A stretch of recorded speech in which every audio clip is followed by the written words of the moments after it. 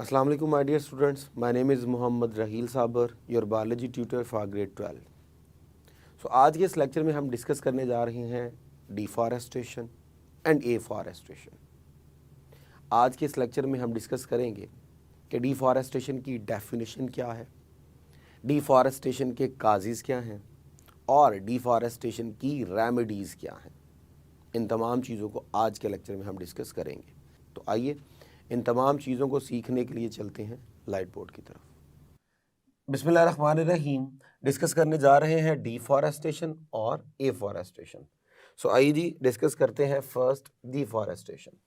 So it's all about clearance of vast area of forest for procuring lumber or planting crops, grazing,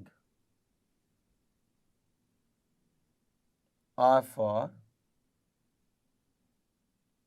residential areas.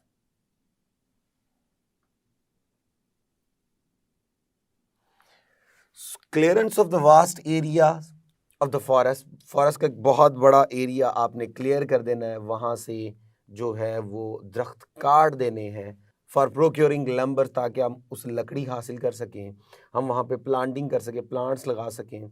सो बहुत बड़ा area हमने forest का ख़त्म कर दिया, वहाँ से जंगलात ख़त्म कर दिए, पौधे वहाँ से, प्लांट्स जो है वहाँ से ख़त्म कर दिए। पर्पस ये था कि हम वहाँ से मैक्सिमम लकड़ी हासिल कर लें, हम वो एरिया क्लियर कर लें ताकि वहाँ पे नए रेजिडेंशियल एरियाज़ बनाए जा सकें, वहाँ पे क्रॉपिंग की जा सके, वहाँ पे मीडोज़, पास्चर्स बनाए जा सकें, वहाँ पे इंडस्ट्रीज़ बनाई जा सकें और इस लकड़ी को हम जो है वो हासिल कर लें ताकि वुड बना सकें, अपने हाउसेस बना सकें, या इस तरह के फर्नीचर्स वगैरह बनाने के लिए या फ्यूल में यूज़ करने के लिए इस्तेमाल कर सकें। सो जंगलात को ख़त्म करना, इन शॉर्ट जंगलात को ख़त्म करना हमारे पास क्या कहलाता है? डिफॉरेस्टेशन कहलाता है। अब अगर हम काजेज़ की बात करें कि क्या काजेज़ हैं डिफॉरेस्टेशन के, तो आइए ज़रा उनको समझने की कोशिश करते हैं। डिफॉरेस्टेशन के काजेज़ में जो सबसे बड़ा काज हमारे पास है वो है हमारे पास पॉपुलेशन एक्सप्लोजन। ये सबसे बड़ा हमारे पास मेन काज है डिफॉरेस्टेशन का। अब पॉपुलेशन एक्सप्लोजन से क्या मुराद है? So rapid increase in human population without any check, बगैर किसी कंट्रोल के आबादी का बेतहाशा इजाफा हमारे पास जो है वो मेन काज है। अब ये मेन काज किस तरह है? डेफिनेटली जब हम बात करेंगे कि हमारे पास आबादी बहुत ज़्यादा बढ़ गई, then we need more land. तो हमें ज़्यादा लैंड चाहिए। किस किस पर्पस के लिए चाहिए? हमें चाहिए for the purpose of cropping, हमें चाहिए for the purpose of industries, हमें चाहिए for the purpose of residential areas. हम वहाँ पे रेजिडेंशियल एरियाज बनाना चाहते हैं, क्रॉपिंग करना चाहते हैं, इंडस्ट्रीज बनाना चाहते हैं। अब ऐसा क्यों है? क्योंकि आबादी बहुत ज़्यादा बढ़ गई है। जब आप बात करते हो आबादी बढ़ गई है तो डेफिनेटली जो हमारे पास होंगे मोर पीपल, तो ये क्या करेंगे? Demand more food. तो उनको खाना भी ज़्यादा चाहिए। जब खाना ज़्यादा चाहिए तो डेफिनेटली हमें क्या करना होगा? बेशुमार जगह जहाँ पे फॉरेस्ट हैं और हमें लग रहा है कि वो हमारे काम के नहीं हैं, हम उनको ख़त्म करके वहाँ पे क्रॉपिंग करना शुरू कर देंगे, फसलें उगाना शुरू कर देंगे, ताकि इन मैक्सिमम पैदा होने वाले लोगों को जो है वो क्या किया जाए? फीड किया जाए, इनको खाना दिया जाए, तो हमने क्या किया, वहाँ से मैक्सिमम फॉरेस्ट को क्या कर दिया, क्लियर कर दिया, सिर्फ इन लोगों को क्या करने के लिए, फीड करने के लिए। और ये लोग पॉपुलेशन एक्सप्लोजन की वजह से जो है वो क्या हुए हैं, ऐड हुए हैं। फिर इन्हीं लोगों को हमने क्या देनी है, job opportunities, for job opportunities, jobs. हम क्या करेंगे, हम करेंगे डेवलपमेंट ऑफ इंडस्ट्रीज। जब हम डेवलपमेंट ऑफ इंडस्ट्रीज करेंगे, नई इंडस्ट्रीज बनाई जाएंगी, डेफिनेटली जॉब अपॉर्चुनिटीज होगी लोगों के पास, तो क्या होगा, इससे लिविंग स्टैंडर्ड इंक्रीज होगा। जब लिविंग स्टैंडर्ड जो है वो इंक्रीज होगा, इंप्रूव होगा, तो उसकी वजह से लोगों की कोशिश होगी कि अब वो क्या करें, अब वो करेंगे अर्बनाइजेशन, इसके साथ साथ वो करेंगे डेवलपमेंट ऑफ द सोसाइटीज।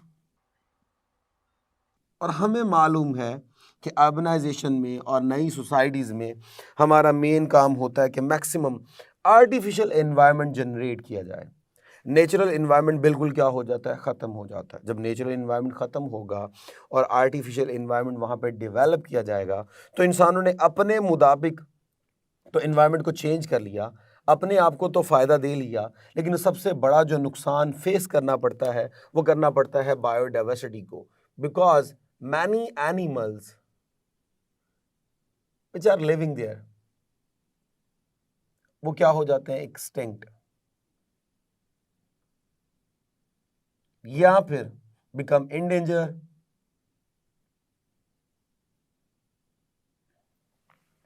यानी या तो बिल्कुल खत्म हो जाएंगे या वो खत्म होने के पास होंगे। हमारा मेन पर्पस जो था डिफॉरेस्टेशन का वो ये था कि हम क्रॉपिंग करना चाह रहे हैं, इंडस्ट्रीज करना चाह रहे हैं, रेजिडेंशियल एरियाज बनाना चाह रहे हैं। साथ ही साथ हम क्या करते हैं, ये जो फॉरेस्ट हैं इनको हमने इसलिए भी काटा था कि इनसे हमने लेनी है वुड, और उस वुड को हम यूज कर लेते हैं हाउसेस की कंस्ट्रक्शन में, फर्नीचर वगैरह में,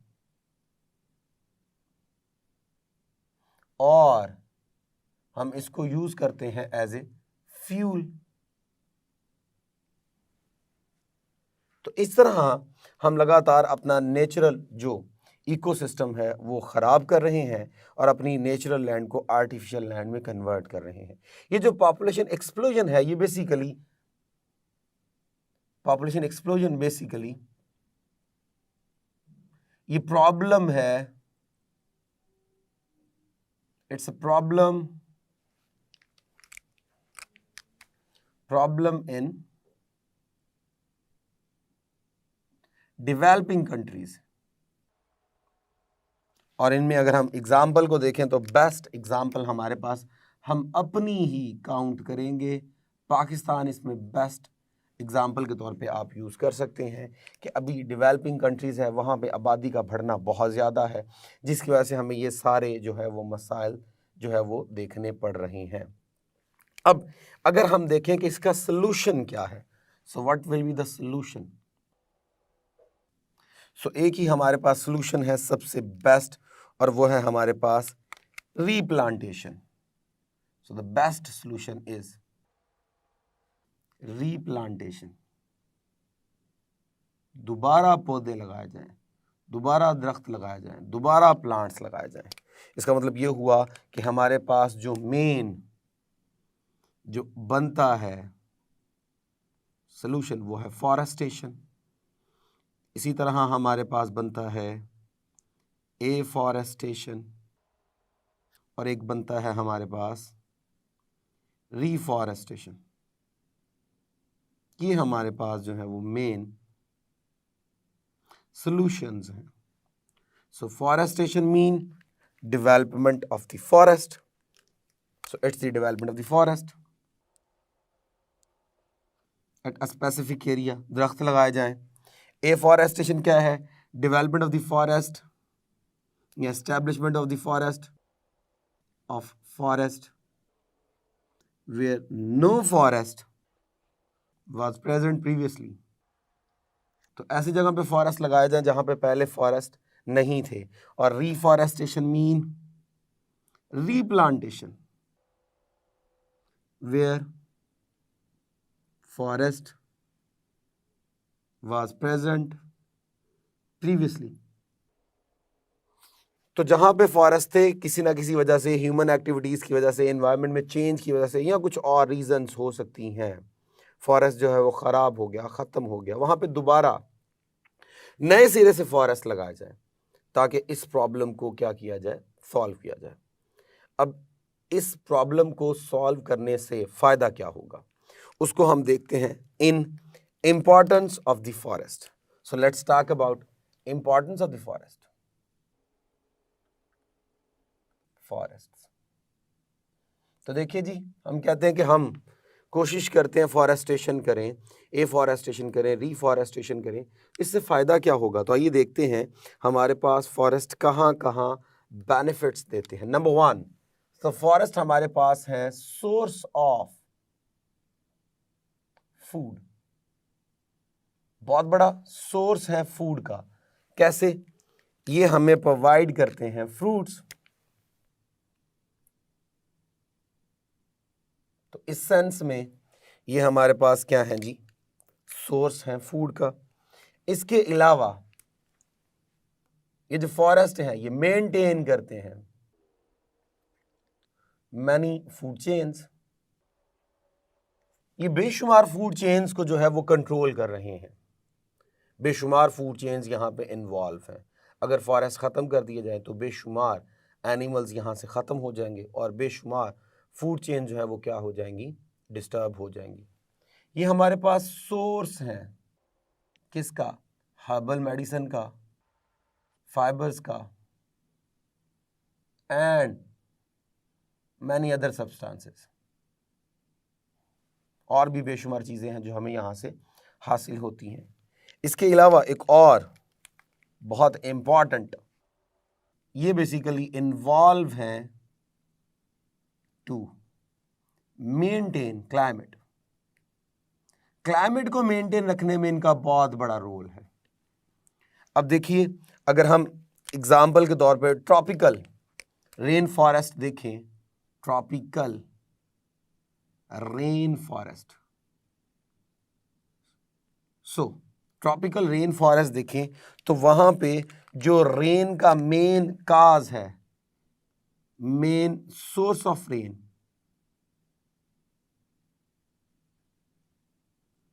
वो बेसिकली इसके फॉरेस्ट ही हैं। अब ये सोर्स किस तरह है, अगर हम बात करें यहाँ पे रहने वाले फॉरेस्ट की, तो फॉरेस्ट में एक प्रोसेस होता है जिसे हम बोलते हैं ट्रांसपायरेशन। ट्रांसपायरेशन की वजह से वाटर के वेपर्स निकलते हैं, वो वाटर के वेपर्स जाते हैं तो क्लाउड में चेंज होते हैं, और वो क्लाउड जो है वो रेन का सोर्स है। तो वहाँ पे मोर देन 50% रेन जो है वो इन्हीं की ट्रांसपायरेशन की वजह से होती है। सपोज कर लीजिए, अगर हम वहाँ से क्या कर लें, डिफॉरेस्टेशन के मैकेनिज्म को अडॉप्ट कर लें, फॉरेस्ट को ख़त्म कर दें, तो ट्रांसपायरेशन नहीं होगी, वेपर्स नहीं बनेंगे, क्लाउड कवरिंग नहीं होगी, रेन नहीं होगी, तो हमारा जो टेम्परेचर है वो बड़े एक्सट्रीम लेवल तक चेंज हो जाएगा, क्लाइमेट बहुत ज़्यादा चेंज हो जाएगा, और ये जो मॉडरेट टेम्परेचर है ये बहुत हद तक ख़त्म हो जाएगा। हमारे डे और नाइट्स के टेम्परेचर में, यानी हमारा जो डे होगा वो बहुत ज़्यादा हाई टेम्परेचर वाला होगा, और जो हमारा जो नाइट होगा वो बहुत ज़्यादा लो टेम्परेचर वाली होगी। तो इस तरह क्लाइमेट में बड़े एक्सट्रीम चेंज आएंगे due to the deforestation in specific areas. तो क्लाइमेट चेंज में इनका बहुत बड़ा रोल है। इसके अलावा हमारे पास ये मेन सोर्स हैं किसका, they are the main source of biodiversity. Main source of biodiversity, source of biodiversity, biodiversity से मुराद बेशुमार वैरायटीज़ जो पाई जाती हैं स्पीशीज़ की एक स्पेसिफिक एरिया में। तो हमारे पास ये जो फॉरेस्ट हैं वो बहुत बड़ा सोर्स है। फॉरेस्ट के अंदर नेचुरली बेशुमार रेप्टाइल्स, मैमल्स, एम्फीबियंस, बर्ड्स, इनकी जो है वो बेशुमार वैरायटीज़ पाई जाती हैं। अगर हम फॉरेस्ट को ख़त्म कर देंगे तो डेफिनेटली ये बायोडाइवर्सिटी भी ख़त्म होगी। बायोडाइवर्सिटी ख़त्म होगी तो इन्वायरमेंट का फूड चेन और फूड वेब भी क्या होगा, डिस्टर्ब होगा। And the last point is environmental buffer.